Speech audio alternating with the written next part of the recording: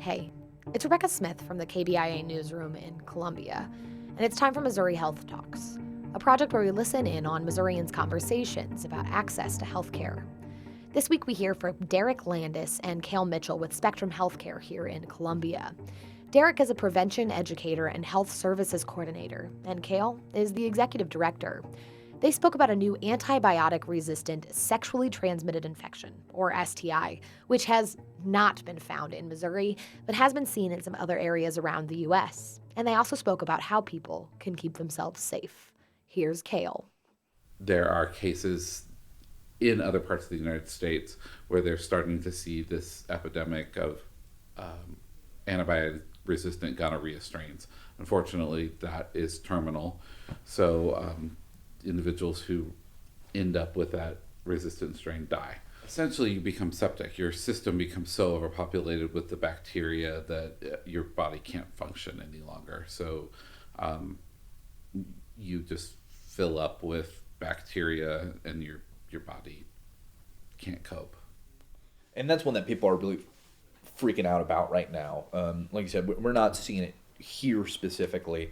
And it seems like most of the research is right now more geared towards developing a vaccine. It's more on the preventative side. We're trying to prevent it. It's the same methodology as a standard gonorrhea infection. Exchange of body fluids enters into the system, and it's gonorrhea and chlamydia aren't picky about their entry point. All they need is mucous membrane. So eyes, throat, nasal cavity, rectum, vagina, urethra, all of those places have very similar tissue and moisture level. And so if it can get in there, set up shop, it will. I think that's something that's worth talking about as well, because a lot of people don't think about it in the same way.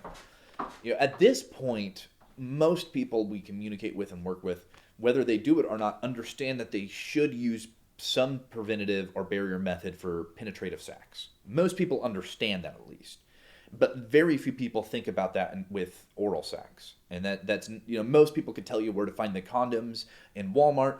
If you ask someone to point out a dental dam, they'll ask what that is. Right. And so we don't see a lot of people utilizing prevention methodology for oral sex. And so I think that plays a decent role in why we see such high transmission of gonorrhea and chlamydia as well. Don't let fear be the barrier. Testing is simple. It is low cost. If you go to most health departments, if you come here, it's going to be $20 or less.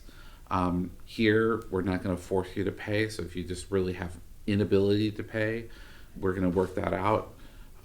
But if you're sexually active, do something to protect you and your partners. Just not only get tested, but have the talk, right? This needs to be a conversation we have. Talk to your partners. Have the conversation. And if you're struggling to do so, and you're not sure what you need to say or how to say it, then give us a call. Right? That's what we're here for.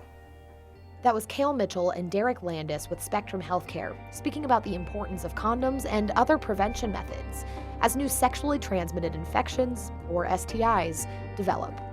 That's it for this week's Missouri Health Talks, which was reported and produced by Veronica Moheski. Tune in next week for more conversations from throughout the state about health and access. I'm Rebecca Smith. Thanks for listening.